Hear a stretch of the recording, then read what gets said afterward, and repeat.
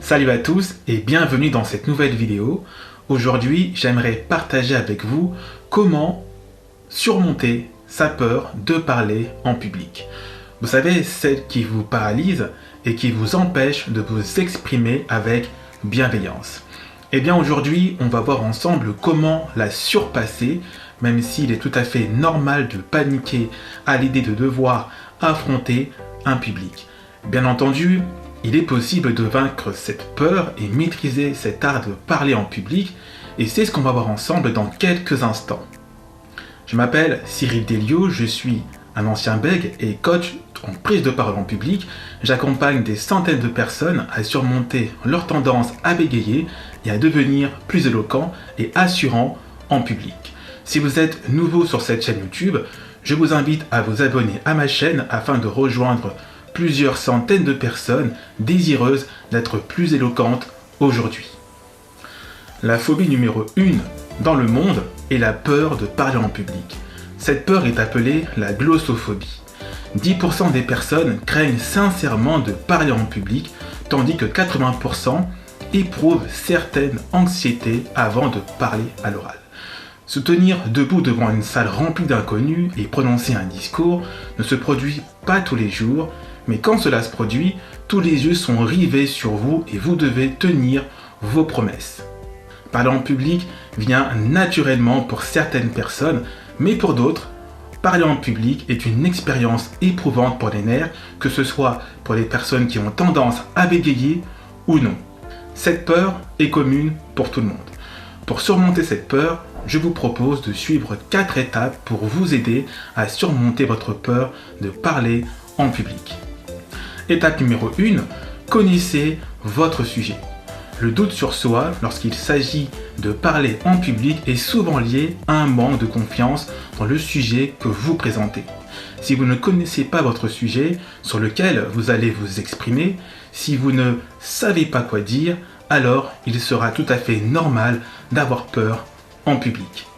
En revanche, si vous êtes parfaitement préparé, c'est-à-dire que vous avez fait en amont toutes vos recherches sur le sujet, alors vous serez capable d'assurer votre présentation ainsi que la phase de questions-réponses qui vous rapproche un peu plus de votre public. Pourquoi ? Parce que vous êtes l'expert. C'est vous l'expert. Vous connaissez votre sujet de bout en bout. Tout ce qui se présente pendant la présentation ne vous fera pas peur et ne ruinera pas votre confiance en vous. Rappelez-vous, lorsqu'il s'agit d'une présentation, il vaut mieux être trop préparé que pas assez préparé. Étape numéro 2. Ne mémorisez pas votre script. Il est tentant d'essayer d'écrire l'intégralité de votre discours dans un document Word, puis de mémoriser chaque phrase, chaque ligne, chaque mot, mais cela aboutit très souvent à des présentations mécaniques et donc à une cause fondamentale de la glossophobie. Vous commencez à vous appuyer dessus pendant la présentation lorsque vous essayez de mémoriser un script au préalable.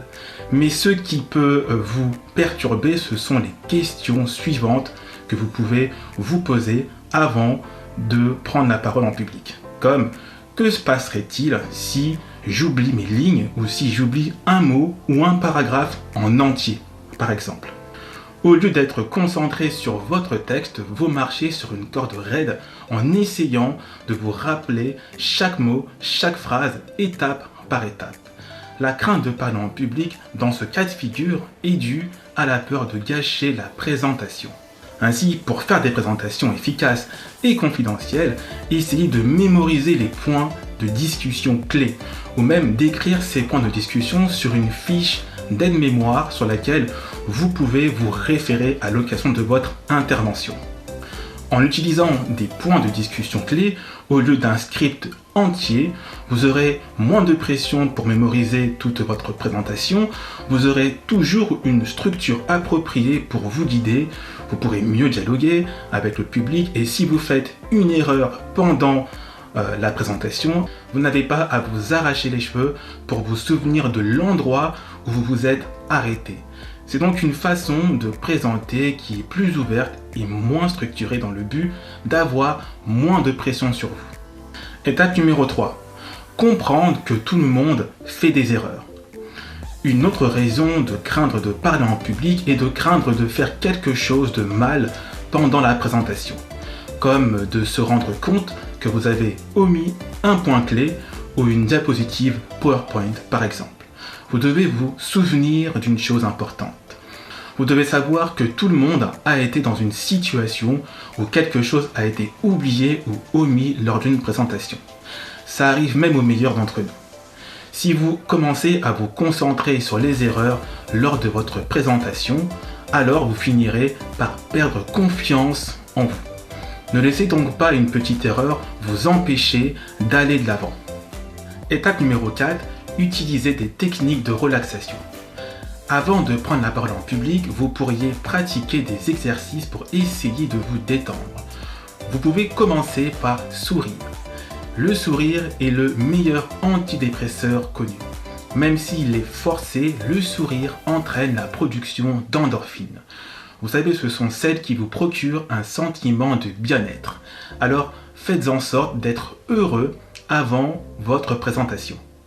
Vous pouvez aussi respirer profondément.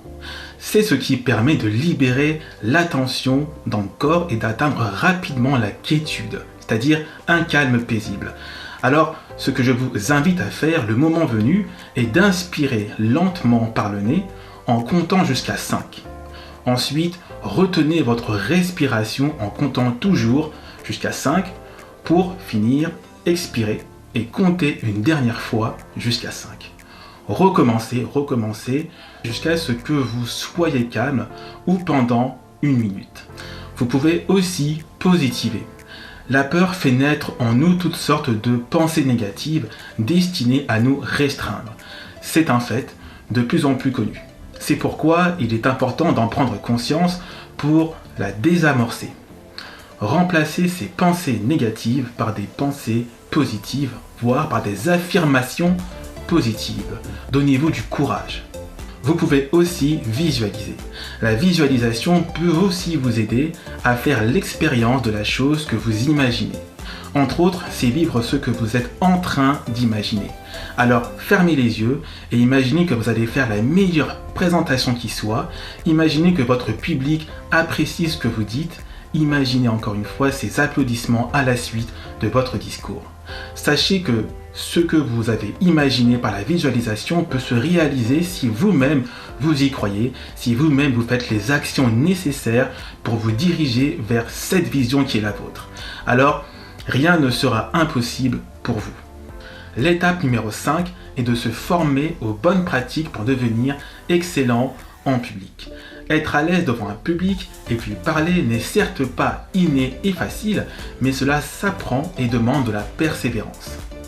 C'est une compétence indispensable aujourd'hui, donc si vous souhaitez entreprendre, si vous souhaitez réussir un examen oral ou un concours, ou encore si vous souhaitez vous imposer et affirmer vos positions, que ce soit sur le plan professionnel ou sur le plan personnel, alors je vous recommande de suivre ma formation Excellence en public afin que vous ayez tous les outils pour assurer votre prochaine intervention en public en cliquant sur le lien en description sous la vidéo.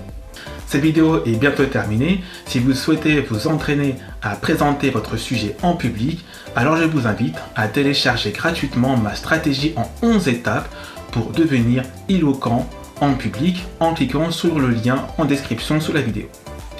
Et donc si vous avez aimé la vidéo, je vous invite à mettre un petit pouce bleu et de vous abonner à ma chaîne YouTube pour être averti de toutes mes nouvelles vidéos. Je vous dis à très vite dans une prochaine vidéo. Prenez soin de vous.